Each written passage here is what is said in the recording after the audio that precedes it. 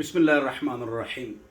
बाज़ औक़ात हम बहुत तशद्दुद और सख्ती कर लेते हैं किसी पर फतवा लगाने के बारे में, बिदअत के हवाले से, कुफ्र के हवाले से। तो यही बात है कि उसमें नहायत एहतियात की ज़रूरत होती है।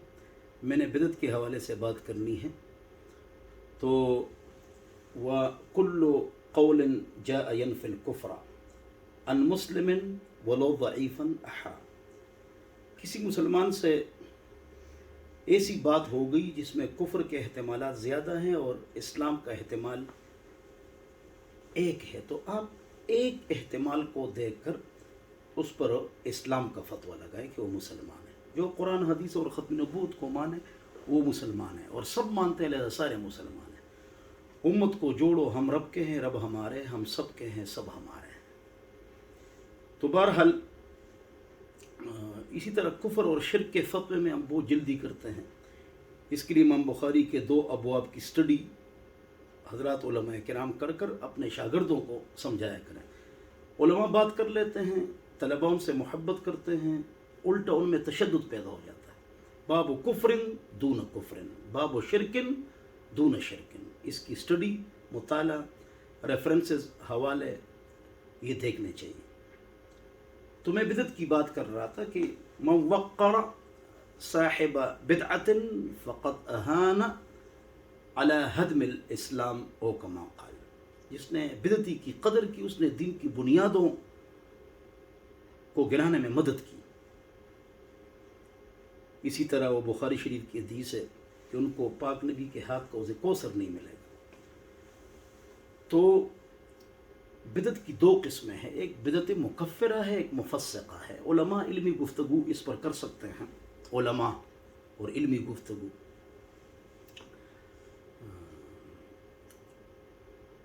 मुकफ़िरा बिदअत वो है कि उस बिदअत की वजह से आदमी कुफ्र तक पहुँच जाए। मसलन कुरान की तहरीफ का कोई कायल हो जाए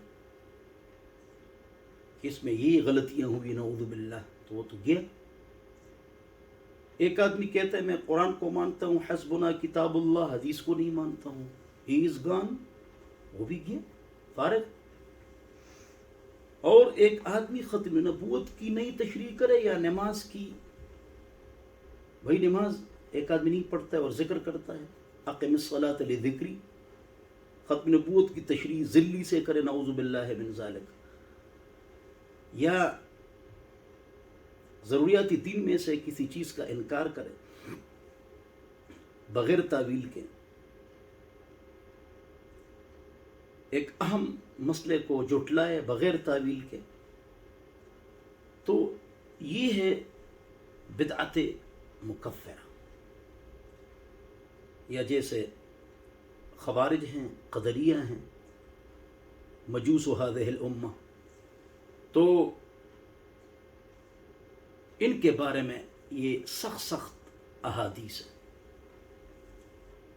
अब ये अहादीस लेकर एक आदमी मसलन वितर पढ़ के इज्तिमाई दुआ करता है। ऐसी मिसाल दे दूंगा, लोगों को मसला भी पहुंच जाए, इज्तिमाई दुआ करें, यकीनन ये बिदअत है। इज्तिमाई कर रहा है, पाबंदी से कर रहा है। फ़र्ज़ नमाज के बाद भी जो दुआ है, बाद लोग तो दुआ करते नहीं, निकल जाते हैं, गलत करते हैं। इमाम बुखारी ने बाब बांधा है, बाब रफ़िल ऐदी फ़ी दुआ, दुआ में हाथ उठाओ। बाब इस्तिहबाब दुआ बाद सलातिल मकतूबा, फ़र्ज़ नमाज के बाद दुआ मुस्तहब है। अबू दाऊद में कौन सी दुआ ज़्यादा सुनी जाती है, अय्यु दुआ अस्मा। तो फ़र्ज़ नमाज के बाद दुआ ज़्यादा सुनी जाती है और वो फ़लाने फ़लाने तो चले गए, तो ये गलत करते हैं।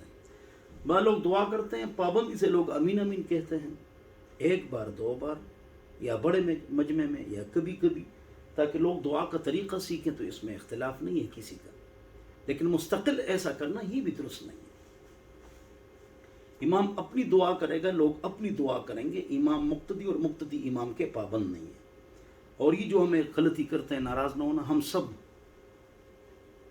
हम पढ़ते हैं अल्लाहुम्मा अंतस्सलाम व मिनकस्सलाम, वो पढ़ते हैं अल्लाहु अकबर अस्तग़फिरुल्लाह, वो पढ़ते हैं ला इलाहा इल्लल्लाह। अब تینوں باتیں حدیث میں ہیں، لیکن یہ کبھی کبھی ہے، کبھی کبھی، کبھی کلمہ پڑھو، کبھی اللہ انت السلام، کبھی اللہ اکبر استغفر اللہ، 30-35 دعائیں ہیں۔ الخصائص لا تثبت الا بدلیل، ابن حجر فتح الباری۔ تو تخصیص بدعت کو لاتی ہے بغیر دلیل کے، لہذا کبھی آپ نے کلمہ پڑھ لیا اونچی آواز سے، ایک ساتھ نہیں، ایک آواز سے، کبھی اللہ انت السلام اللہ اکبر استغفر اللہ، لیکن ہمیشہ سلام کے بعد خاموش ہے۔ کبھی کبھی تاکہ لوگ دعا کا اور ذکر کا طریقہ سیکھیں تو ٹھیک ہے۔ اس لیے ابن عباس فرماتے ہیں کان علی عہد رسول اللہ صلی اللہ علیہ وسلم، حضور کے زمانے میں اس طرح ہوتا تھا، تو کیا بعد میں بھی ہوتا رہا؟ یہ بتلا رہا ہے کہ بعد میں اس طرح نہیں ہوتا رہا، پابندی، اس پر پابندی نہیں ہوئی تھی۔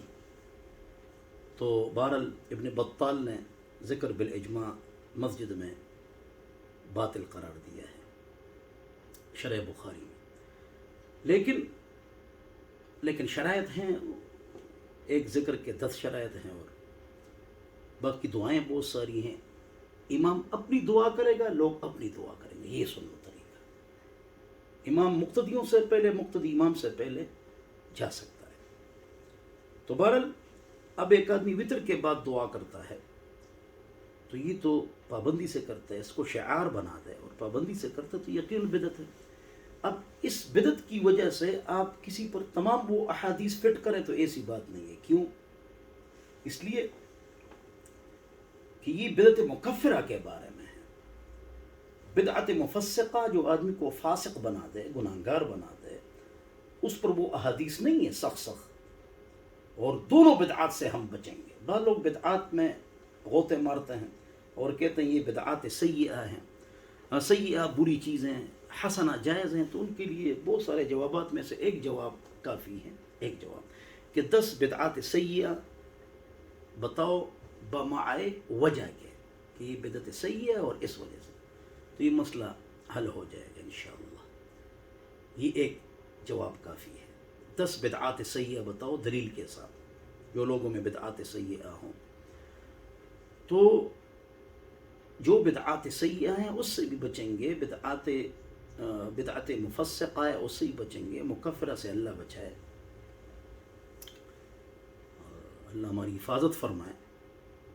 تو تشدد نہ کرو، یہ دعائے قنوت میں ہاتھ اٹھا کر لمبی لمبی دعائیں اور اس پر آمین، اب یہ بھی نہیں ہے، موضوع حدیث میں بھی نہیں ہے، صحیح ضعیف تو چھوڑو۔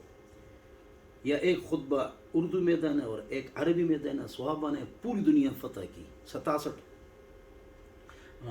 24 پاکستان جتنی زمین فتح کی، جہاں گئے عربی میں 2 خطبے دیے، چاہے وہ لوگ جانے یا نہ جانے، لہذا ایک عربی ایک اردو یہ درست نہیں ہے، بلکہ دونوں عربی میں۔ اور اس سے پہلے ہم اردو میں بیان کرتے ہیں، اس کی دلیل موجود ہے المصنف میں کہ عمر رضی اللہ سے پہلے ابو ہریرہ آ کر احادیث سناتے تھے۔ تو بہرحال تو یہ جو سخت احادیث ہے وہ بدعت مکفرہ کے بارے میں، مفسقہ کے بارے میں نہیں، جو آدمی کو فاسق بنا دے۔